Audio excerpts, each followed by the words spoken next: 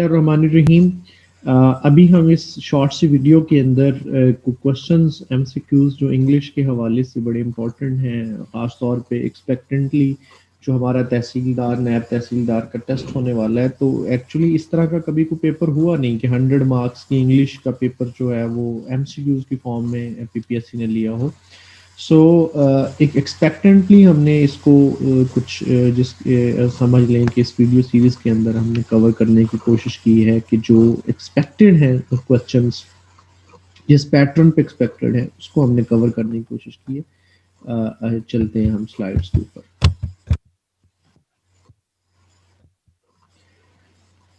सबसे पहला क्वेश्चन है, इस एक सेंटेंस दिया गया है कि इसके अंदर कोई पंक्चुएशन मिस्टेक है, उसको आइडेंटिफाई करें। जाहिर सी बात है, जब वहां पे आप बैठे होंगे तो 4 ऑप्शंस भी दिए गए होंगे। यहाँ पे मैंने ऑप्शंस नहीं रखे, अब इस सेंटेंस को पढ़ के अंदाजा लगाएं कि इसके अंदर जो मिस्टेक है वो कहाँ पर है।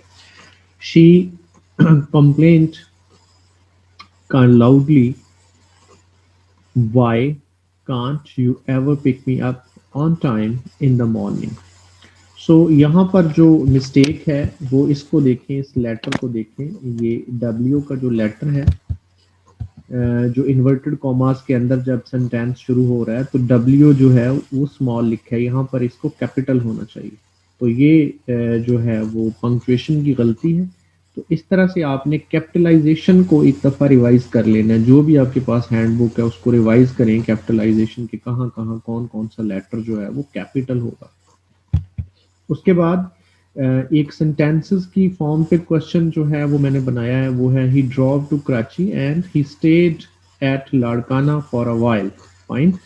सो ये सेंटेंस जो है वो कॉम्प्लेक्स है, सिंपल है, कंपाउंड है या कंपाउंड कॉम्प्लेक्स है। एज यू नो कि सिंपल सेंटेंस के अंदर सिर्फ एक सब्जेक्ट और मेन सब्जेक्ट और एक मेन वर्ब होते हैं, और इसी तरह ये आप कह लें कि एक क्लॉज होती है। और इसी तरह जो कंपाउंड सेंटेंस होता है उसके अंदर 2 क्लॉजेज होती हैं, उन दोनों को जोड़ा गया होता है कनेक्टर के साथ या कंजक्शन के साथ, लेकिन वो दोनों के दोनों जो क्लॉजेज हैं, जो दोनों के दोनों सेंटेंसेस हैं, वो अलहदा से भी स्टैंड कर सकते हैं। यानी कि उनको एक दूसरे की इतनी ज़्यादा ज़रूरत नहीं होती कि वो दोनों क्लॉजेज लाजमी ही हैं एक दूसरे के साथ जो है वो जोड़ी गई हों। जैसे कि अब यहाँ पर अगर हम कराची के साथ फुल स्टॉप लगा दें, एंड को ख़त्म कर दें और ही से नया सेंटेंस शुरू कर दें, तो दोनों के दोनों ये क्लॉजेज, दोनों के दोनों सेंटेंसेस जो है वो स्टैंड स्टिल कर सकते हैं। ये एक दूसरे के बगैर भी जो हैं वो लिखे जा सकते हैं।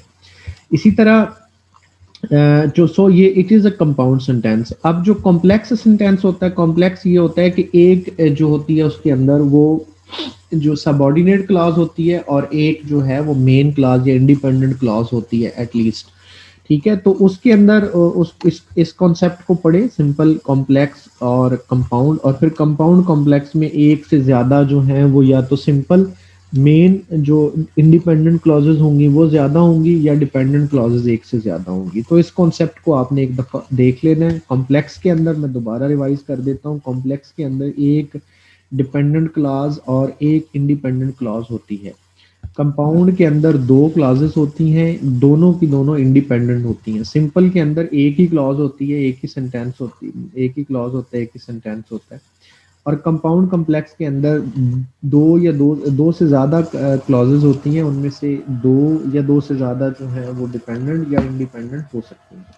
तो इंडिपेंडेंट और डिपेंडेंट क्लॉज को आपने इसको समझ लेना है खुद से। अब इस ब्रीफ सी वीडियो के अंदर जो है वो मैं सिर्फ क्वेश्चंस को गो थ्रू करवा रहा हूँ एक रिवीजन के लिए। जो जो कॉन्सेप्ट आपको नॉवल लगता है आप उसको अपने तरफ से गो थ्रू कर लें, गूगल कर लें, किसी बुक से पढ़ लें, किसी टीचर से पूछ लें या मुझसे पूछ लें।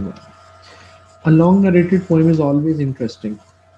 सो ये अंडरलाइन पार्ट क्या है? तो ये अंडरलाइन पार्ट जी नाउन फ्रेज है, एडवर्ब फ्रेज है, एडजेक्टिव फ्रेज है या प्रेपोजिशनल फ्रेज है।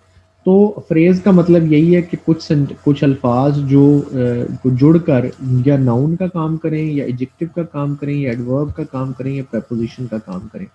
अब पोएम इज ऑलवेज इंटरेस्टिंग, यहाँ पे सिर्फ अगर मैं पोएम लिख देता, पोएम इज ऑलवेज इंटरेस्टिंग, तो ये एक पोएम जो थी वो एक इंटरेस्टिंग होती, तो ये नाउन पोएम था। अब पोएम की जगह ये सारी की सारी एक लफ्ज नहीं है, एक वर्ड नहीं है, ये सारे का सारा एक एक एक एक ग्रुप ऑफ वर्ड्स बन गया। तो एक ऐसा ग्रुप ऑफ वर्ड जो नाउन की जगह पर काम दे तो वो नाउन होगा, अगर वो एडजेक्टिव की जगह पर काम दे तो वो एडजेक्टिव होगा, अगर वो प्रेपोजिशन की जगह पर काम दे, प्रेपोजिशन वाला काम करे लेकिन वो ग्रुप ऑफ वर्ड हो, तो हम उसको जो है वो प्रेपोजिशनल फ्रेज कहेंगे। फ्रेज और क्लॉज के अंदर फ़र्क क्या होता है? ये फ़र्क जो है वो यही है कि एक जो फ्रेज होती है, क्लॉज होती है, उसके अंदर वर्ब का होना लाजमी होता है, एक सब्जेक्ट और वर्ब का कॉम्बिनेशन होता है, जबकि फ्रेज के अंदर ऐसा कुछ नहीं होता। तो ये नाउन का काम दे रही है। Long narrated poem is always interesting, the underline part is noun phrase, adverb phrase, adjective phrase, preposition. तो इसमें आपने इस तरह से सिलेक्शन कर लेनी है। सो इस कॉन्सेप्ट को भी आपने देख के जाना है। He sent me an email yesterday. अब इसके अंदर एक चार जवाबात दिए गए हैं, इनमें से कौन सा जो है मोर अप्रोप्रिएट है? He had sent me an email yesterday, he sent me an email yesterday, both A and B are correct, none of them is correct. He had sent me an email, तो मैं आप देखें कि ये use of verb के जो एक concept है उसके अंदर ये जो कुछ अलामात होती हैं जो आपको बताती हैं कि ये कौन सा टेंस है। ये मेरी यूजर वर्ब के ऊपर वीडियो भी इस चैनल के ऊपर मौजूद है और मैंने ये आपके ग्रुप में भेजी हुई है, इसको आपने देख लेना है। तो उसको उसके ऊपर थोड़ा सा मैं अभी ब्रीफली बता दूँ। यस्टरडे जो होता है ये एक एडवर्ब है पास्ट की, तो पास्ट इंडेफिनिट की, तो ये जहां भी होगा वहां पे पास्ट इंडेफिनिट ही लगेगा। तो this is more appropriate. He sent me an email yesterday, मुझे उसने ईमेल भेजा यस्टरडे। तो ये जो सेंट यहाँ पे सेकंड फॉर्म ऑफ वर्ब है, ये हमें बता रही है पास्ट इंडेफिनिट का। तो इसको थोड़ा सा आपने यूं भी मद्देनजर रखना है कि समटाइम्स वो डिड नॉट लगा के भी कंफ्यूज कर सकता है आपको। आप देखें कि जी डेट यहाँ पे तो वर्ब की सेकंड फॉर्म नहीं है, तो सो ये पास्ट इंडेफिनिट नहीं है, तो उसके इन जो नेगेटिव और इंट्रोगेटिव है उनके अंदर तो डिड और डिड नॉट का इस्तेमाल होता है, तो तब वहाँ पे फर्स्ट फॉर्म ऑफ वर्ब आ जाती है। सो यहीं पे अगर टुमारो लगा होता है यस्टरडे की जगह पे, तो फिर हम फ्यूचर इंडेफिनिट इस्तेमाल करते। So Tania is a accomplished gymnast. She won 3 medals in her last competition. तो जिमनास्ट है तानिया, उसके बारे में बताया गया है। तो इनमें से कौन सा पंक्चुएशन मार्क जो है वो जिमनास्ट के बाद आएगा? ठीक है, तो ये सेमी कॉलन यहाँ पर बनते हैं क्योंकि एक सेंटेंस एक क्लॉज के अंदर अगर एक चीज़ बताई गई है और उसी की एक्सप्रेशन को बताया गया है, मज़ीद डेवलप फॉर्म में बताया गया है, तो उसको आप जो है वो सेमी कॉलन लगा के बयान कर सकते हैं। तो यहाँ पर एंड भी आ सकता था, लेकिन एंड जो है वो यहाँ पर मौजूद नहीं है, दिया नहीं गया कहीं भी। तो सो हम जो है वो यहाँ पे हमने सिर्फ एक पंक्चुएशन मार्क लगाना है, हमने को कंजक्शन नहीं लगाना, तो लिहाजा यहाँ पे ये सेमी कॉलन का इस्तेमाल होगा। तो सेमी कॉलन के यूजेज के बारे में भी हमारी वीडियो मौजूद है, उसको आप सुन लीजिएगा। My neighbour is deadly afraid of dogs. मेरा जो नेबर है वो कुत्तों से बहुत घबराता है। तो ये एक सिचुएशनल सेंटेंस है। I never let my Sheru without a leash, मैंने अपने शेरू को कभी खुला नहीं छोड़ा। तो जो है वो आप इसमें से कुछ क्या कह लें इसको, हमारे कंजंक्शन हैं, इनमें से आपने लगाना है तो कौन सा यहाँ पे आएगा? मोर एवर, येट, मेनली, कॉन्सिक्वेंटली। चाहिए तो इसमें अब यहाँ पर ये देखें कि यहाँ पर ये लगा भी क्या हुआ है? सेमी कॉलन लगा हुआ है। तो ये जो है यहाँ पर कंजंक्शन जो है वो कौन सा इस्तेमाल होगा? जो सेंस बनाए, सेंस यहाँ पे बनाना यही है बनाएगा कि ये दोनों ये एक कॉज इन इफेक्ट है, ये कॉज बयान की गई है, ये उसका इफेक्ट बयान किया गया। ठीक है, तो ये कॉन्सिक्वेंटली यहाँ पे आएगा। मेरा नेबर कुत्तों से जो है वो खौफजदा होता है, इसलिए इसकी सेंस आप बना के देख लें सीधा से, आप कोई कॉन्सेप्ट की जरूरत ही नहीं है इसमें कि कुत्तों से डरते इसलिए मैंने अपने शेरों को कभी खुला नहीं छोड़ा, जिसकी वजह से कॉन्सिक्वेंटली, जिसके नतीजे में मैंने कभी अपने कुत्तों को खुला नहीं छोड़ा। Supply the suitable adverb clause in the end of the given sentence। इसमें से इस सेंटेंस के जो आखिर में जो है वो suitable आप एक adverb clause जो है वो लगाने का कहा जा रहा है। तो इन तीन चारों के अंदर will you wait until my return, my returning, the time of my return। इन सब में से ना क्लॉज एक ही है, ये सारी की सारी क्लॉज एक ही। आई रिटर्न क्लॉज एक क्यों है? क्योंकि इसके अंदर सब्जेक्ट और वर्ब मौजूद है, बाकी किसी के अंदर सब्जेक्ट और वर्ब मौजूद नहीं है। Will you wait until I return. तो क्लॉज और फ्रेज के डिफरेंस को आपने लाजमी जान। ये वाला जो सेंटेंस है ये कॉम्प्लिकेटेड है, एक इनडायरेक्ट और डायरेक्ट स्पीच का। तो ये वाला सेंटेंस है, इसका नीचे 3 इनडायरेक्ट बना दिए गए हैं। ये डायरेक्ट स्पीच है। When the manager approach the first thief said why do you carry a dog on your back, question mark है। फिर नेक्स्ट भी उसी के साथ एक क्लॉज को जोड़ा गया, not are you not ashamed of. तो इसको थोड़ा कॉम्प्लिकेटेड सेंटेंस, और ये पास्ट एक सीएसएस पेपर के अंदर अपेयर हुआ है। तो अब ये देखें कि ये 3 हैं ये वाले इसके मुमकिन जवाब। अब एक पहले इसको देखें तो इसके तो आखिर के अंदर जो है वो क्वेश्चन मार्क है, जो कि सरासर गलत है, क्योंकि जब भी हम डायरेक्ट किसी क्वेश्चन मार्क को इनडायरेक्ट बनाते हैं तो क्वेश्चन मार्क नहीं बल्कि उसकी सेंटेंस को जो है वो असर्टेड फॉर्म में लिखते हैं। तो उसके बाद जो है ये तो इसकी तो ऑप्शन ख़त्म कर दें। इसके अंदर मसला ये है कि इसमें यहाँ पर ये the thief asked why he, why को तो मतलब ठीक यहाँ पे लगाया गया, वाई ही आता है, क्योंकि जब डब्ल्यू एच वाले सेंटेंसेस अपने उसके पूरे कॉन्सेप्ट को आपने पढ़ा होगा, जब डब्ल्यू एच वाले सेंटेंसेस को ख़त्म करते हैं तो डायरेक्ट में इनडायरेक्ट से इनडायरेक्ट में बदलते हैं, तो हम डब्ल्यू एच को लिख के स्टार्ट में और फिर उसकी फॉर्म जो है वो बना देते हैं, असर्टेड फॉर्म में उसको लिख देते हैं। Why he carried a dog on his back. Next, whether he was not ashamed of, whether are को are you not ashamed of को बदला गया है whether he was not ashamed of. ये ठीक है, बिल्कुल ठीक बदला गया है। आर इज एम आर या हेल्पिंग वर्ब से जो सेंटेंसेस शुरू होते हैं तो उनको जब बदलते हैं तो हम इफ या वेदर का इस्तेमाल करते हैं।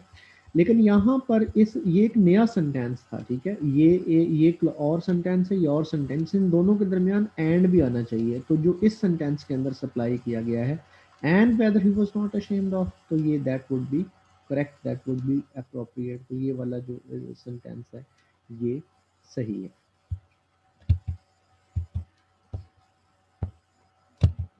इसके बाद my least favourite season is winter, इसके अंदर को आइडेंटिफाई करें मिस्टेक। तो ये विंटर का जो डब्ल्यू है ये बड़ा लगा हुआ है, ये छोटा होना चाहिए। समर विंटर को हम स्मॉल लेटर्स के साथ जो है वो लिखते हैं, उनसे पहले हम कैपिटलाइजेशन, वही जो रूल मैंने कैपिटलाइजेशन का आपको बोला कि वो कैपिटलाइजेशन जो है उसको रिवाइज करें।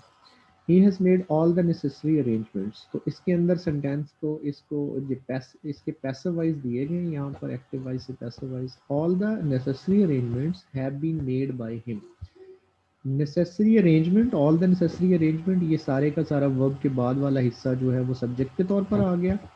इसके मुताबिक हमने लगाया हेल्पिंग वर्ब हैव बीन, ठीक है। Arrangements have been, has been नहीं, have been. Made by him, have been क्यों लगाया, क्योंकि यहाँ पे हैज है। तो नरेश आपने जब वॉइसेस को एक दफ़ा दोहराना है तो ये सारे हेल्पिंग वर्ब्स को ज़रूर दोहरा लीजिएगा कि आपके कौन सी जगह पर कौन सा हेल्पिंग वर्ब कौन से सेंटेंस के अंदर होगा, क्योंकि वर्ब की फॉर्म तो सेम ही रहती है। तो इसके अंदर क्या मसला है, इसके अंदर भी भाई all the necessary arrangements have been made by him, the all necessary arrangement, the necessary arrangement, all खत्म कर दिया गया, क्योंकि हमने कोई लफ्ज काटने नहीं है इसके अंदर जब भी हमने इसको बनाना है। All the necessary arrangements has been, यहाँ पे हैज़ बीन आ गया, लेकिन अरेंजमेंट्स के साथ जो है वो हैव आना चाहिए। All the necessary arrangements have been made by him. अब ये भी वही वाला है, ये और दोनों करेक्ट है, दोनों सेम है, लेकिन फ़र्क क्या है कि इसके आखिर में फुल स्टॉप लगा हुआ है, इसके आखिर में फुल स्टॉप नहीं लगा हुआ। लिहाजा ये एस्पेक्ट आपने बहुत गौर से देखना है, ख़ासतौर पर जो चीज़ आपको आसान लगे उसको फ़ौरन से नहीं आपने डिसाइड कर लेना। चारों ऑप्शंस को ज़रूर गौर से देखना है कि इनके अंदर कहीं ना कहीं छोटे से छोटी वो घुम्मन गेड़ी डाल के आपको परेशान करने की कोशिश करेगा। अली कम हियर, ये भी पंक्चुएशन का सेंटेंस है। तो नाम को सेंटेंस जब हम किसी को बुलाते हैं तो उसके बाद कॉमा लगाते हैं, ठीक है, और आखिर में फुल स्टॉप लगता है, लेकिन आखिर में ये जो है वो एक्सक्लेमेशन मार्क भी लग सकता है अगर उसके अंदर स्ट्रॉन्ग फीलिंग हो, यानी कि आगे लिखा हो Ali come here he cried, Ali come here he cried. तो जो क्राइड है, शरीक क्राइड, वो उसने जब चीख के बुलाया, जज्बात के साथ बुलाया, तो ये यहाँ पर हमारा क्या आएगा, जो एक्सक्लेमेशन मार्क है वो आएगा, लेकिन यहाँ पे ऐसी कोई सेंस नहीं है, लिहाजा ये वाला जो ऑप्शन है that is more appropriate. If you come to me conditional sentence है, आपको पता है कि कंडीशनल सेंटेंसेस जो हैं उसके अंदर अगर एक हिस्से के अंदर कुछ अल्फाज को देख के आप दूसरे हिस्से को फिल करते हैं। If you come to my house, अगर यहाँ पर आपका प्रेजेंट इंडेफिनिट है या फर्स्ट फॉर्म ऑफ वर्ब है तो दूसरे हिस्से के अंदर आप विल हेल्प लगाते हैं, विल और फर्स्ट फॉर्म इस्तेमाल करते हैं। अगर यहाँ पे होता if you came to me, CAM came यानी कि पास्ट इंडेफिनिट होता तो फिर वहाँ पे वुड लगता।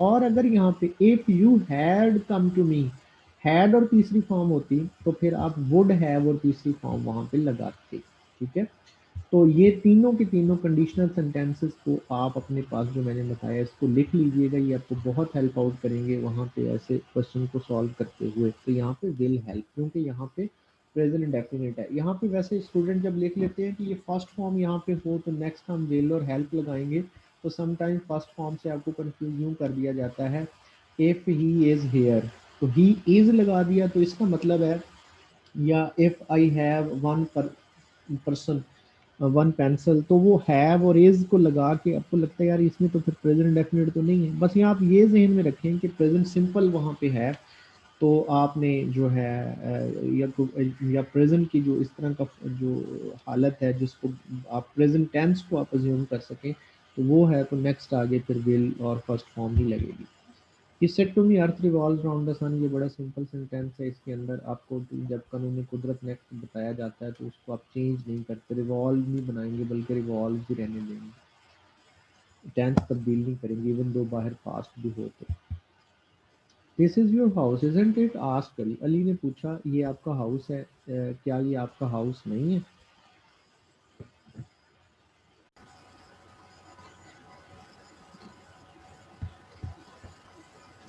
अच्छा, इसमें ये देखने को तो सिंपल लग रहा होगा लेकिन इसके अंदर थोड़ा मसला है। देखिए, Ali asked if that was not your house, ठीक है, क्वेश्चन मार्क वहां पे लगाया हुआ, ये तो गलत हो गया, आखिर में क्वेश्चन मार्क नहीं होना चाहिए, सिंपल होना चाहिए। Ali asked if that was your house, question mark भी लगा हुआ है, ठीक है, और इसके बाद नॉट का भी खत्म कर दिया, नॉट जो है वो खत्म कर दिया। Ali asked if that was not your house and Ali asked if that was your house. अब इस इन दोनों के अंदर डिसाइड करना है। अब इसके अंदर नॉट जो है यहाँ पर मौजूद है, यहाँ पे खत्म हो गया, तो ये नहीं होना चाहिए, होना चाहिए Ali asked if that was not your house. ठीक है, ये असल में उसने पूछा यही है कि क्या यही तुम्हारा घर नहीं है, तो वो नॉट का इस्तेमाल यहाँ पे लाजमी है, यहाँ पे होगा, तो लिहाजा इन दो के अंदर जो बेटर चॉइस है वो ये है। हाँ, अगर ये चॉइस नहीं दी गई, यही चॉइस दी गई है तो that would be more, that would be appropriate. आप इसीलिए मैं कह रहा हूँ कि आपने वहाँ पे जो ऑप्शंस है ना उन दोनों ऑप्शंस को देखना है गौर के साथ। कंप्लीट द प्रोवर्ब, प्रोवर्ब्स को देखिएगा, ये आ सकती हैं आपके साथ कि कुछ प्रोवर्ब्स हैं, मुहावरात जो ज़रबुल इम्साल हैं हमारी, उनको उनके एग्जैक्टली लिखना होता है, उसके अंदर क्रैमिंग है, सिर्फ उसको क्रैम करें, माइंड में रखें कि एक सेंटेंस के लाइक डॉग, जैसा मुंह वैसी चपेट पड़ती है, तो जी लाइक डॉग, लाइक स्टिक है, बिच है, पपी है, कैट है, इसमें कौन सा आएगा? तो जो मुहावरे के अंदर लफ्ज इस्तेमाल है वो स्टिक का इस्तेमाल है। ग्रेट क्राई लिटल, खोदा पहाड़ निकला चूहा, तो इसके अंदर ग्रेट क्राई लिटल वूल होगा, क्लॉथ, जूस, माउस, ये सारे के सारे गलत हैं। Though he is poor but honest. Though he is poor, yet he is honest. Though he is poor, he is honest. Though he is poor, semicolon yet honest। अब जिसके चार options बनाए गए हैं वो देखें। पहला ऑप्शन है ऑल द स्टेटमेंट्स करेक्ट, सारी की सारी स्टेटमेंट्स जो हैं वो करेक्ट है, ये सारी की सारी स्टेटमेंट करेक्ट है। ओनली फर्स्ट इज करेक्ट, सिर्फ पहली करेक्ट है। ओनली लास्ट इज रॉन्ग, सिर्फ लास्ट रॉन्ग है। ओनली सेकंड इज करेक्ट, सिर्फ सेकंड करेक्ट है। ठीक है, इन चारों में से जो बेहतर ऑप्शन है वो बताएं जी, देखें। और दो he is poor but honest, ठीक है, तो ये वाला जो है गलत है। दो he is poor comma yet he is honest, ये ठीक है। दो he is poor comma yet ना भी लगाएं तो ये ऑनेस्ट, ठीक है, ठीक है, ही इज ऑनेस्ट, येट ना भी लगाएं। दो he is poor semicolon yet honest, ठीक है, तो ये जो सेमी कॉलन है ये जब लगा देते हैं तो अगले हिस्से के अंदर आपको फिर वही ये इस्तेमाल करने का पूरा जो फ्रेज इस्तेमाल करने की ज़रूरत नहीं है, आप कुछ वर्ड्स ओमिट कर सकते हैं, तो ये सेमी कॉलन्स के रूल्स को जरूर गो थ्रू कीजिएगा। तो सो ऊपर वाली जो है वो गलत है, ठीक है। सिर्फ फर्स्ट वन जो रॉन्ग है, बाकी तीनों की तीनों ठीक है। An open open secret means, तो एक जो इडियम है उसका मतलब पूछा जा सकता है, इडियम्स को गो थ्रू करें, ठीक है। उसके नीचे 4 मुमकिन जवाबात होंगे और उन जवाबात को आप गौर से पढ़ें। हर एक के अंदर कहीं ना कहीं यूं नहीं होगा कि आपको पक्का पकाया बिल्कुल सीधा बता दिया गया होगा कि एक सही और बाकी सारे के सारे इरेलीवेंट है। सारे के सारे रेलिवेंसी उनकी क्रिएट की गई होगी। डिस्ट्रैक्टर जो अच्छे बनाए होते हैं पीपीएससी ने हमेशा से, तो उनकी रेलिवेंसी होती है, तो उनको गौर से पढ़ना, ज़ीरक अंदाज से उनको देख के हर एक के अंदर कि अच्छा यार ये क्यों नहीं सही है, अगर ये सही है तो ये सही क्यों है, तो ये क्यों नहीं सही। अप्लाई करें अपने सारे के सारे नॉलेज को, फिर आपको पछतावा नहीं होगा। नहीं तो स्टूडेंट एग्जाम सेंटर से बाहर निकलते हैं, उनके 80 होते हैं, घर तक पहुंचते उनके 70 रह जाते हैं, फिर जब की वगैरह चलती है तो फिर 50-40 पे आ जाते हैं। तो ये इस तरह इसके बकिया कुछ वीडियोस जो हैं वो मैं आई प्लान के मैं इस पेपर से पहले पहले डाल दूं। ये काइंडली हमारा यूट्यूब चैनल है, इसको सब्सक्राइब कीजिएगा, इस पेज को भी आप कीजिएगा, सब्सक्राइब कीजिएगा। अनकरीब जो है इसके ऊपर मज़ीद इस तरह की बहुत सारी वीडियोस आपको मिलेंगी। बाकी कोई भी और चीज़ चाहते हैं आप जो एक्सप्लेन कर दूं, तो आप हमारे कमेंट सेक्शन में जो है वो उसके बारे में बता सकते हैं। Thank you so much.